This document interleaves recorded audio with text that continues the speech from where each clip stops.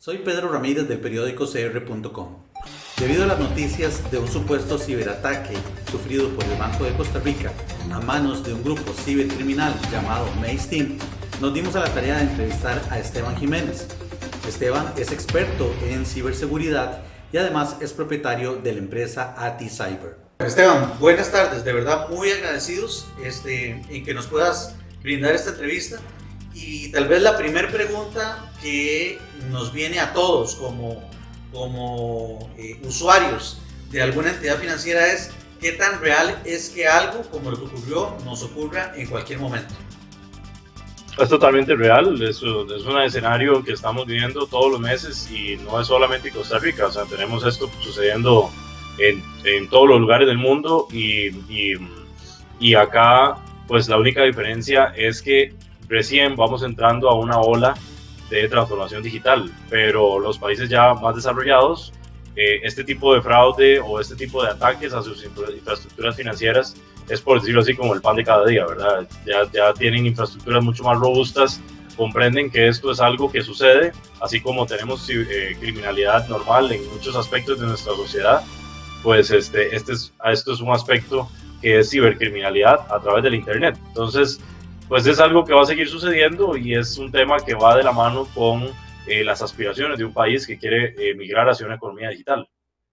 Claro, no hace tanto tiempo había visto un reportaje de una fotografía que había publicado Mark Zuckerberg, el dueño de Facebook, cuando habían llegado a una cantidad de usuarios en Instagram. Y la fotografía se hizo famosa porque en la fotografía se ve que su micrófono y su cámara de la computadora personal de él están tapados con tape. Eh, Esto nos da cuenta de alguien con los recursos y el tamaño que es Facebook y el dueño de Facebook, tomando medidas extremas.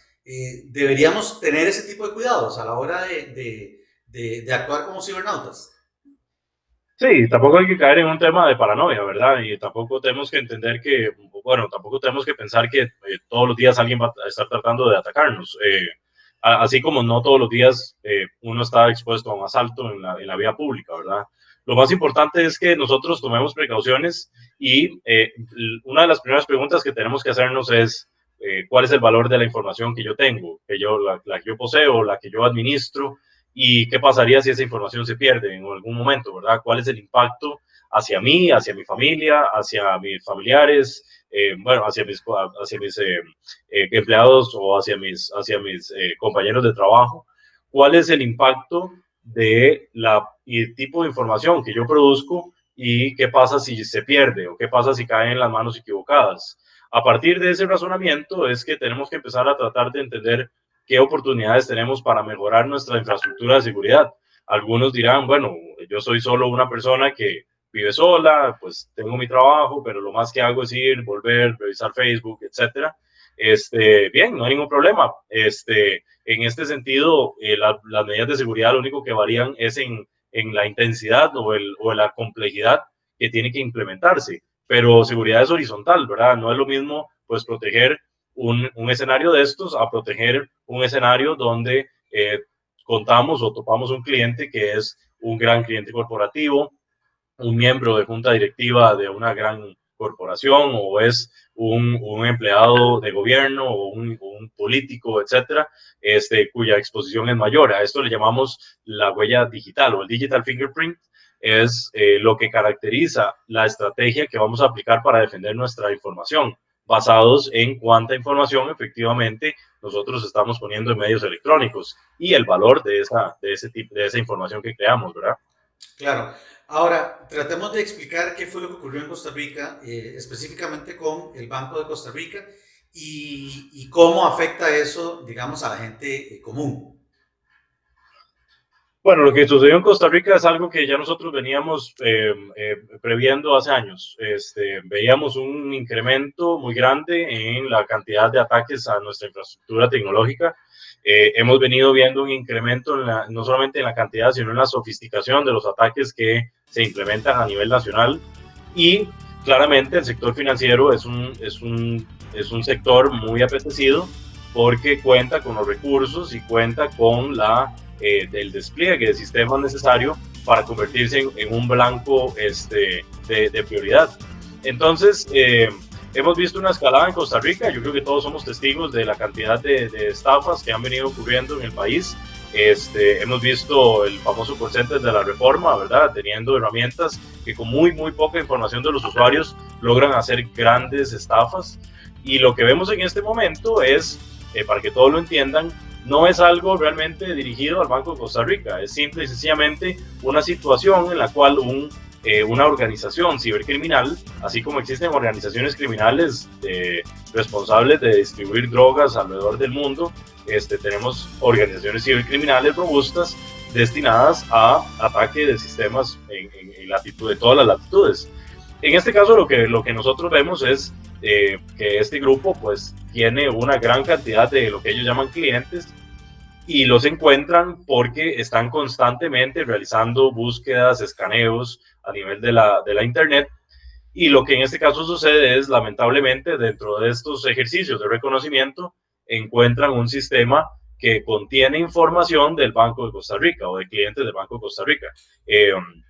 Mayoritariamente, ¿verdad? Porque al menos en este periodo hemos visto, pues obviamente, información de otros clientes bancarios, de otras entidades, pero es mayoritariamente del Banco de Costa Rica. Entonces, al ellos encontrar esta gran cantidad de información relacionada a una sola entidad bancaria, ellos hacen la atribución de un ataque hacia el Banco de Costa Rica. Lo que tal vez estamos tratando de entender aquí también es que esto viene desde el mes de abril, no es algo nuevo. Incluso antes del mes de abril el grupo Maze ya venía realizando ejercicios y operaciones en estas latitudes, cuando el año pasado tal vez estuvo más enfocado en empresas estadounidenses. Vimos que ellos pues tuvieron un ataque importante hacia el gigante de TI que se llama Cognizant, y también en otras industrias. Acá empezamos con un movimiento de la comunidad de inteligencia internacional alertando sobre posteos y sobre información que estaba siendo liberada en la red oscura respecto a el nombre Banco de Costa Rica.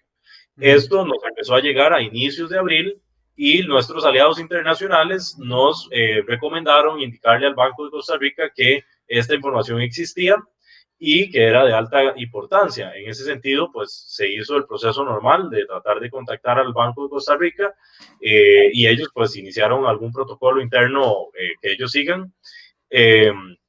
Y esto, lo que sucede es que al pasar un tiempo determinado, donde podemos inferir que este grupo trató por ellos mismos de contactar al Banco de Costa Rica y realizar algún tipo de extorsión, al cabo de cierto tiempo, lo que hacen es, en lugar de continuar realizando su operación en la red oscura, lanzan un portal web con una IP pública donde cualquier persona en el mundo puede ingresar y comienzan a hacer un proceso que nosotros llamamos o conocemos como shaming, que es un proceso de humillación a la organización que ellos pusieron como blanco. Esto a raíz de que pues, es muy probable que el banco se haya negado a sus exigencias, pues el proceso siguiente es un proceso de humillación, ¿verdad?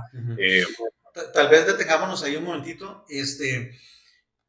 Como sabes, consultamos al Banco de Costa Rica acerca de esto y les pedimos a ellos que nos aclararan y les preguntamos si ellos habían sufrido el mayor ciberataque a nivel nacional que conocemos en la historia. Y la respuesta de ellos es que es el ataque más mediático, ¿verdad? Como minimizando en realidad el evento y más bien dándole, por otro lado, el peso a la información que los medios han divulgado. ¿Te parece que esto sea cierto o de verdad fue algo realmente grave el poder exponer según los datos que hemos visto, unas 900,000 tarjetas de usuarios en Costa Rica? Bueno, yo no sé si, digamos, yo tengo 12 años de trabajar en ciberdefensa. He trabajado con empresas muy grandes de la talla de Bank of America, específicamente en fraude electrónico. Trabajé con Intel Security también en la seguridad de Intel corporativa y también con la división de ciberseguridad de IBM durante mucho tiempo. Y también he asesorado acá mismo órganos de gobierno y he estado muy pendiente de todo, desde la estrategia nacional hasta la oferta académica. Y en mi memoria de unos 12 años nunca yo pues tenido un registro, y no sé si existe un registro sobre una filtración de esta magnitud en ninguna entidad bancaria del país. Estamos hablando filtraciones a raíz de un ciberataque, ¿verdad? Ya filtraciones por temas de fraude clásico, por un tema de corrupción interna o algo, ya eso pues, es una cosa diferente, pero a nivel de ciberataque, este es el primer ciberataque que nosotros reconocemos y que no solo no lo reconocemos nosotros, realmente lo reconoce la Superintendencia de Entidades Financieras y a esta magnitud pues claramente va a generar una respuesta de los medios. Pero nuevamente, esto no es algo nuevo, no es algo que el país debería de interpretar como algo que pasó solo en Costa Rica, es algo que pasa en todo el mundo. O sea, la OMS en este año indica que la cantidad de ataques o ciberataques se va a multiplicar por 5 con respecto al año anterior, y solo la cantidad de fraudes electrónicos que hemos registrado a nivel mundial ya supera por 3 veces la que revisamos o analizamos en todo el año anterior. Entonces, esto a raíz del COVID, a raíz de que la gente por alguna u otra razón está más en un lugar físico, digamos, en su casa. A raíz del COVID, claro, el COVID ha venido a despertar una oleada sin precedentes, no solamente de personas conectadas al Internet, sino también de ataques extremadamente sofisticados. Así como nosotros tenemos ahora un poco más de tiempo para sentarnos en nuestra casa y aprender a hacer pan y leernos un libro, etcétera, pues estas organizaciones tienen no solamente más mercado, porque tenemos una cantidad gigantesca de personas conectadas al Internet haciendo transacciones, sino que pues tienen más tiempo para pulir sus herramientas, para pulir sus técnicas y enfocarse más en blancos de prioridad. Ok, ahora, la publicación de estos datos, ¿cuándo se dio? ¿En qué fecha? Bueno, la publicación la tenemos registrada por ahí del 30 de abril, pero nosotros tenemos registros del portal en la red oscura que datan incluso del 12 de abril y más para atrás, ¿verdad?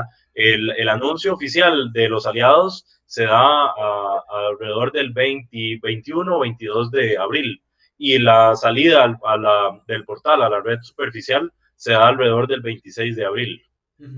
Ok, ¿y qué información está ahí? O sea, si hubiese información mía, por ejemplo, ¿qué información está accesible en esta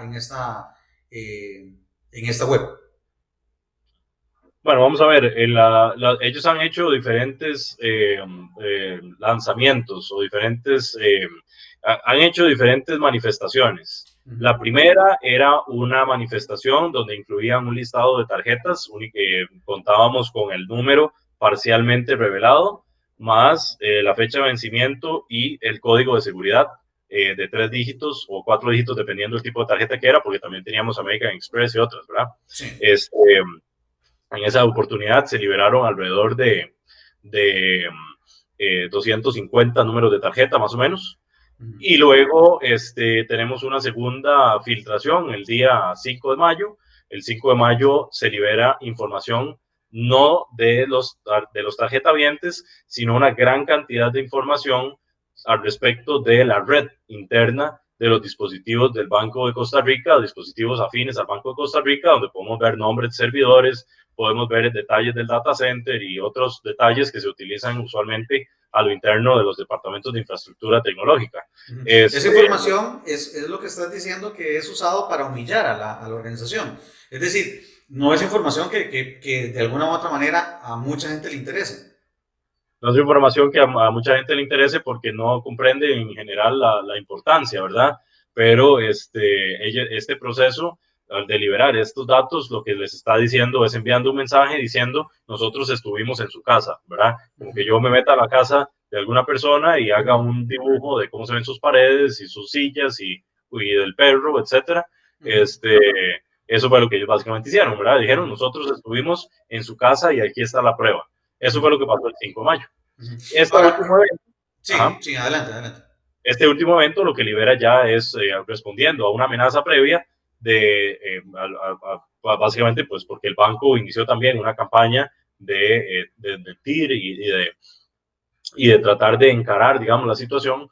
Lo que ellos dicen, bueno, es, ok, nosotros estamos haciendo toda esta liberación, el banco no ha realizado los pronunciamientos como nosotros queríamos, entonces vamos a liberar más información, y esta liberación de información se da ya finalmente el 24 de mayo, y se confirma una filtración masiva de datos, donde podemos ver desde números de tarjeta hasta nombres de los tarjetavientes y muchos otros detalles distribuidos en al menos 36 columnas y más de, en este momento, 12 millones de registros, porque la primera liberación fueron alrededor de 6 millones de registros, y la segunda viene con 6 millones más, y ahí van, ¿verdad? O sea, nos hace pensar que tienen muchísima más información de que obviamente la han revelado, y así los estudios igualmente siempre dicen estos grupos de cibercriminales lo que liberan y a través del proceso de humillación es entre el 10 y el 30% de los datos que realmente filtraron. Lo demás lo utilizan a ellos al interno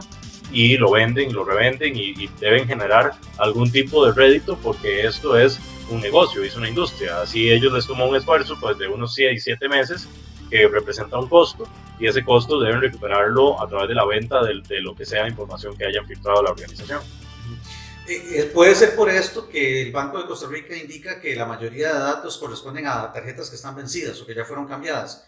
O sea, puede ser que ellos deliberadamente liberan información que saben que no va a ser útil. Bueno, yo no diría que esa información no es útil. Como te digo, desde el call center de la Reforma, con muchísima menos información logran hacer estafas bastante potentes. También el tema de que una tarjeta sea del 2017-2018 no tiene relevancia, ¿verdad? Siempre y cuando esté activa, la tarjeta puede funcionar para fraudes. Tampoco se necesitan los códigos de seguridad para ejercer fraude. Incluso la técnica específica que se llama tarjeta no presente o card not present, que es como se llama a nivel de la profesión y en los foros internacionales. Todo, la técnica de card not present necesita ciertos datos, pero no necesita toda la información realmente de la víctima. O sea, qué bien si los que realizaron la filtración obtienen toda la información, pero si no la obtienen, también pueden hacer muchísimas otras cosas. De hecho, una técnica muy, muy común es que, al menos teniendo el número de tarjeta y la fecha de vencimiento, ellos generen, perdón, el nombre y el número de tarjeta, ellos generen una campaña de ingeniería social contra los usuarios para obtener el último dato, que es el código de seguridad, y así obtener la información, ¿verdad? Entonces, eso quiere decir que a mí me podrían, por ejemplo, empezar a llegar correos electrónicos pidiéndome información adicional, pero haciéndome ver que o sea, que quien me lo envía es alguien confiable porque ya sabe de mí esto y esto y esto. Claro, nosotros lo hemos visto, no es algo, digamos, que sea un misterio, lo hemos visto aquí mismo sucediendo en el país. Nada, simplemente nos llaman haciéndose pasar por un empleado del banco que tiene suficiente información. Pues, claramente en esta base de datos tengo información de sobra para poder ganar confianza con un usuario y básicamente a través de la conversación voy obteniendo los datos que me hacen falta, ¿verdad? Y eso es muy, muy común. Básicamente, es una de las herramientas más comunes que nosotros vemos. El 75% de los ataques se basan en phishing o correo malicioso y son ataques verdaderamente potentes. No necesitan toda la información de ninguna manera, tampoco necesitan la información de la banda magnética ni el chip, porque eso es parte de completamente otro tipo de fraude, que es el fraude con los skimmers, ¿verdad? O los clonados de tarjeta física. Pero como no estamos hablando de tarjetas físicas, aquí solo juega la información. Y la información que se tiene en este archivo, pues, es bastante y claramente representa un gran riesgo, ¿verdad? Para tenerlo claro, digamos que yo soy cliente del banco. Yo tenía una tarjeta que no tenía chip, ¿verdad? Y el banco me pidió que cambiara la tarjeta. Esa tarjeta anterior, que claramente el plástico ya no existe, pero el número sí existe, podría estar activa y podría ser usada para un fraude. Cuando yo cambio mi tarjeta, digamos, si yo voy al banco, básicamente todas las entidades bancarias, yo lo he hecho también, vas al banco y lo que ellos hacen es que te dan un nuevo plástico con un chip, pero el número de tarjeta es el mismo. Entonces no tiene diferencia, ¿verdad? Yo lo que obtengo es una tarjeta con un chip para poder defenderme de un tipo específico de fraude, que es el fraude con la tarjeta presencial. O sea, estar en un lugar con la tarjeta. También para defenderme de la clonación de tarjetas, en ese sentido, la clonación física a través de skimmers, ese es otro tipo de fraude. Acá lo que estamos es hablando de el fraude a través de tarjeta no presente, y ese tipo de ciberfraude es el que no necesita nada de esos dispositivos de seguridad para poderse materializar, y lo único que necesita es o un usuario descuidado o un sistema específico para poder ingresar datos sin que medie el código de seguridad o nada de esto. De hecho, pues vos puedes entrar a cientos de sitios web donde puedes comprar tarjetas de regalo que no te piden nada del código de seguridad. El mismo Amazon en muchas oportunidades no pide el código de seguridad ya. Tenemos transacciones BBB-less que no ocupan el código de seguridad. Son un montón de tipos de fraude que no requieren de esa información. Por eso es que nosotros, y no solo nosotros, sino la comunidad de expertos a nivel internacional, cuando se da una fuga de estas, lo primero que se tiene que hacer es tratar de que la gente valore la situación y considere realizar el cambio de plástico. Pero el cambio de plástico supondría el cambio de número también, o sea, no solo cambiar el plástico por cambiarlo. Sí, son dos diferentes, ¿verdad? Una es cuando yo voy y le pido al banco que me dé una tarjeta nueva con un chip. Eso no cambia el plástico, o sea, no cambia el número.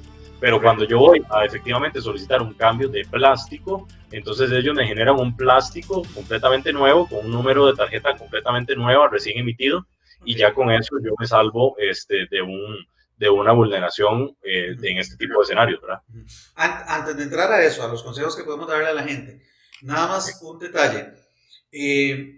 Si estamos hablando, es que llama la atención que el banco sigue negando una y otra vez que sus sistemas fueron vulnerados. Y la respuesta que nos envían a nosotros por escrito, lo que nos dicen es que está en investigación y que seguirá en investigación, que fueron puestas las denuncias a nivel nacional, a nivel internacional y que ellos están en ese proceso, pero no aceptan ni corroboran haber sido vulnerados. Pero entiendo que cuando hablas de 12 millones de registros, quiere decir que, por ejemplo, una tarjeta a nombre mío podría estar varias veces repetida en esa base de datos. Y eso me hace pensar que tal vez lo que se obtuvo fue información, por ejemplo, de un datáfono o de un cajero electrónico, que dónde queda el registro cuando yo hago alguna transacción. ¿Puede ser esto lo que está ocurriendo y por eso es que el banco se niega a decir que sus sistemas fueron vulnerados? ¿O qué será lo que realmente ocurrió? Bueno, el banco está ejecutando sus procesos internos, los cuales pues obviamente desconocemos, no sabemos qué protocolo ellos están siguiendo y pues me parece que la reacción del banco es muy natural. No tampoco hay que culpar al banco, ¿verdad? Ni las personas que trabajan ahí. Yo de hecho tengo colegas que trabajan en el Banco de Costa Rica y lo que más podemos hacer es entender que esto es una situación nueva de la cual ni el Banco de Costa Rica ni yo creo ninguna otra entidad bancaria pública, nacional o financiera está preparada, ¿verdad? No tenemos aquí realmente una madurez con protocolos exactos o bien diseñados para responder a fugas masivas de información. Una cosa es una fuga de información que sucede todos los días y otra es una fuga masiva de datos, lo cual conlleva metodologías muy específicas y conlleva protocolos de acción muy específicos que no solamente involucran al banco, sino que involucran una red de actores, involucran a la fiscalía, involucran al gobierno, involucran a empresas privadas y es toda una red que debe activarse en estas situaciones, lo cual claramente en Costa Rica no tenemos, es algo en lo que hay que trabajar y esta es una primera vez, es muy natural que pues ante un escenario de esos, el banco en principio lo que haya querido era pues proteger a su clientela y tratar de calmar un poco las aguas y no generar pánico, pero conforme se iba desarrollando la historia, era muy evidente que las personas estaban en un riesgo importante. De ahí que la comunidad de investigación nacional e internacional se dedica a liberar comunicados de prensa, a generar educación, a liberar algunos aplicativos para apoyar a las personas y mientras tanto el banco pues se va adaptando. También tenemos que entender que es una organización muy grande, no puede hacer cambios y movimientos rápidos de un día para otro y pues les toma un tiempo o llegar a darse cuenta la magnitud de lo que está sucediendo. Pero estas cosas suceden muy rápido, ¿verdad? La afectación a través de ataques de este estilo es un tema que toma a una organización completamente por sorpresa y los obliga a correr. Y en ese correr, pues se cometen muchos errores, muchos de comunicación, tener a la prensa encima, tenés a muchas personas encima y tenés a tus clientes encima, ¿verdad? Entonces, pues es complicado manejar una situación, especialmente si no estás preparado para algo así. Ok. Finalmente, ¿qué consejos deben seguir las personas para asegurarse, uno, si están o no están dentro de esta base de datos y si descubren que están, ¿Qué medidas deben tomar? Bueno, miren, nosotros también anticipando un tema de ver que las personas pues claramente corrían un peligro en la disciplina de la ciberseguridad y la ciberdefensa, eh, uno pone al usuario en prioridad, ¿verdad? Uno llega y ejecuta acciones para apoyar a la organización, pero en un tema de crisis, el usuario es el que debe ponerse siempre en prioridad. Mi empresa, AtiCyber, puso a disposición del público una herramienta que se encuentra en nuestro portal inteligencia.aticyber.com. Lo pueden encontrar a través de mi Facebook en Esteban Jiménez Ciberseguridad o en mi página web estebanjiménez.com, donde el link los lleva a una herramienta que desarrollamos en conjunto con nuestros abogados, con expertos en protección de datos, con expertos en el área de desarrollo de software seguro, y lo que hace es indicar, no solamente educar a la persona, porque viene una primer parte donde les explica qué es una filtración de información, cómo reaccionar, cuáles son los canales habilitados que el banco tiene para los clientes, y luego una aceptación de términos y condiciones que lo que le indica es, mire, nosotros podemos ayudarle a usted a saber si su información podría estar en riesgo al insertar únicamente los primeros seis dígitos de su tarjeta, que representan el identificador único de su banco, que se llama el PIN number, y los últimos cuatro de la numeración. De esta manera, la persona no tiene que poner toda su información, nosotros no almacenamos de ninguna manera datos del cliente, y logramos tener una probabilidad bastante alta de identificar dentro del archivo, que tiene más de 12 millones de registros, una lista, un subgrupo de coincidencias, y luego la recomendación es, mire, encontramos unos números, digamos, encontramos una numeración que coincide con lo que usted está buscando, por lo tanto, le recomendamos que se ponga en contacto con su entidad bancaria para que le expliquen cuáles son efectivamente, ahora sí, los mecanismos de seguridad que puede tomar, y considere pues hacer el cambio de plástico. Esto es completamente normal en todo el mundo. Lo vimos en el mes de marzo con la filtración masiva de datos, casi 100 millones de registros del Banco Internacional Capital One, que están en los Estados Unidos, donde ese es específicamente el proceso que se lleva. Se libera una herramienta o se libera un proceso que involucra a los clientes, donde los clientes se pueden informar sobre qué hacer y saber si su información está en riesgo, y de estar en riesgo, entonces se toman ciertas acciones. También el banco pues libera sus seguros antifraude, y también le permite a las personas realizar el cambio del plástico sin costo, lo cual pues todos entendemos que es algo responsable de hacer, en vista de que esto no surgió a partir de una irresponsabilidad de un cliente, ¿verdad? Claramente existe una investigación la cual irá a determinar quién fue el responsable o dónde existía esa información y por qué se fugó de esta manera masiva, pero lo que sabemos de seguro es que el cliente no tiene la culpa. Entonces, ellos pues ponen a disposición que el cliente pueda hacer el cambio de plástico. Tenemos otras opciones que me parece importante también incluir, dentro de las cuales pues podemos poner un límite también en los próximos 3 meses, que nosotros le llamamos el periodo de alta alerta, poner un límite en el monto de transferencias internacionales que se puedan hacer con mi tarjeta de débito o mi cuenta. También podemos utilizar firma digital o un token para ingresar a la entidad, a la sucursal bancaria, y de esa manera también protegernos sobre potenciales intentos de estafa telefónica. También podemos nosotros solicitar a la institución un sistema de notificaciones en tiempo real. Muchos bancos dan la opción de que nosotros sepamos si en ese momento nos están realizando algún débito, y poderlo capturar a tiempo para llamar al banco y pues si tenemos suerte, poderlo o bloquear o poder hacer que el banco tome una acción mucho más rápida antes de que el dinero efectivamente salga de la cuenta. Claro. Y por último, pues recomendamos también a la gente utilizar herramientas de software de seguridad en sus equipos. No es tan caro, o sea, estamos hablando de una licencia normal, podría salirle a alguien unos $35 para cubrir hasta 5 dispositivos.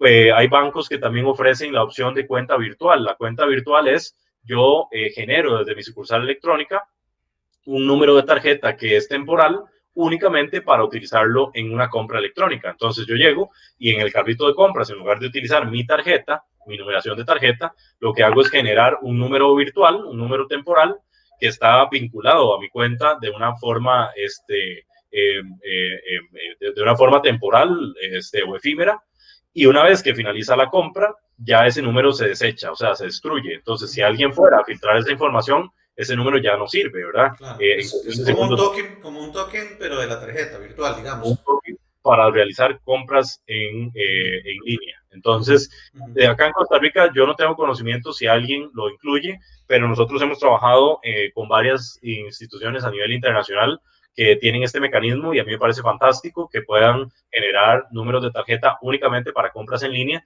que sean efímeros, ¿verdad? Al final no se puede y de hecho este número de tarjeta funciona de la manera en que yo hago la compra a través del sitio web y en esa sesión solo funciona en esa sesión y solo funciona para ese proveedor.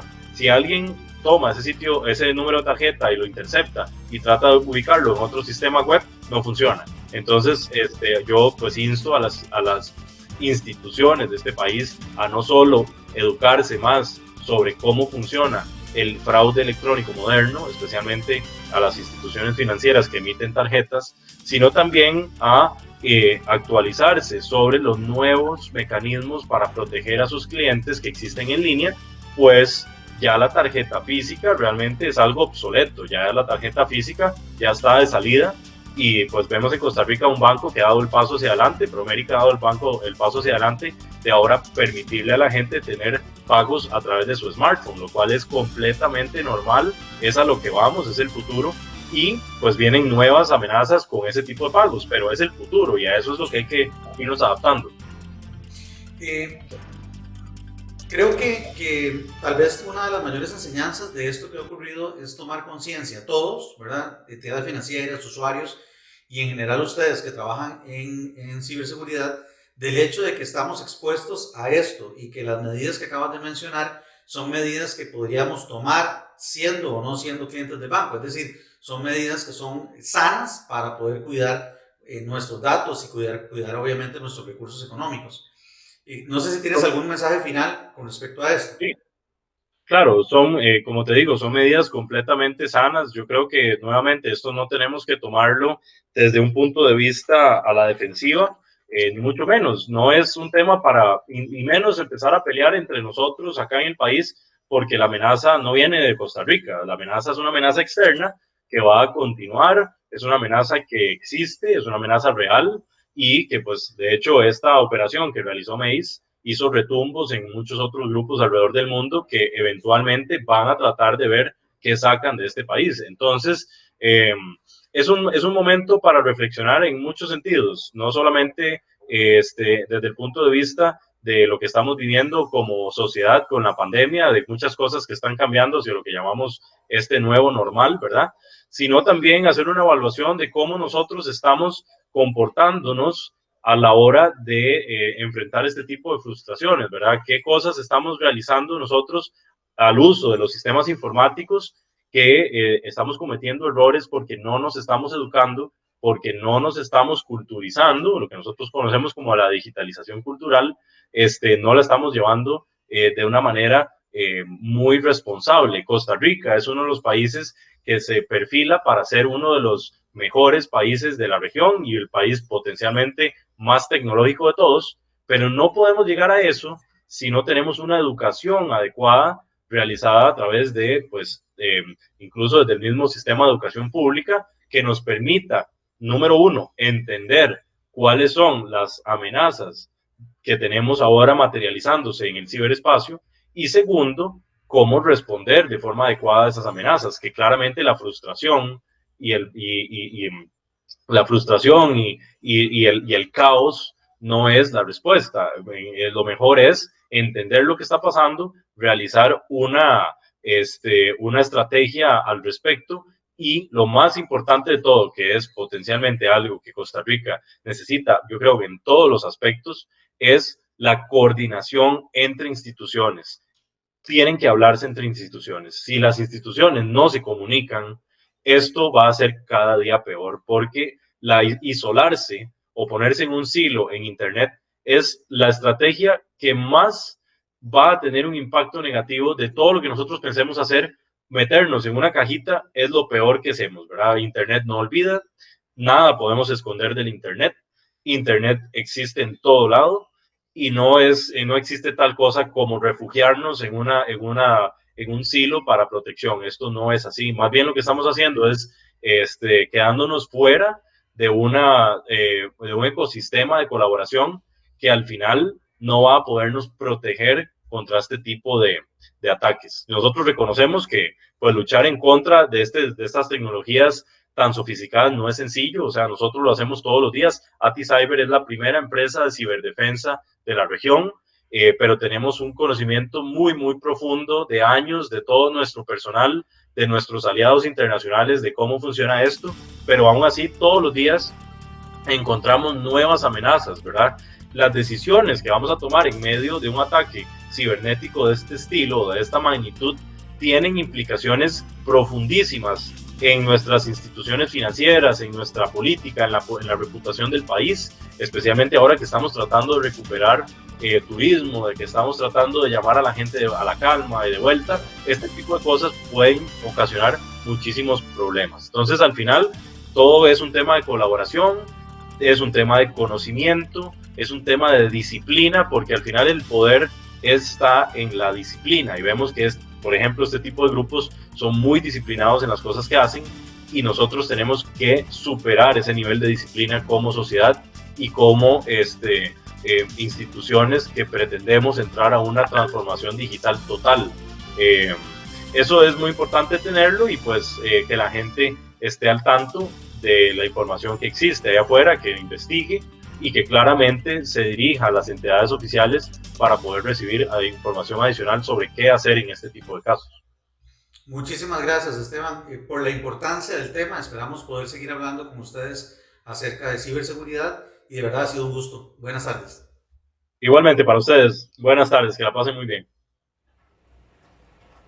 Así concluimos esta entrevista acerca de ciberseguridad con Esteban Jiménez. Les pedimos seguir las recomendaciones del experto y además estar atentos a nuevas entrevistas.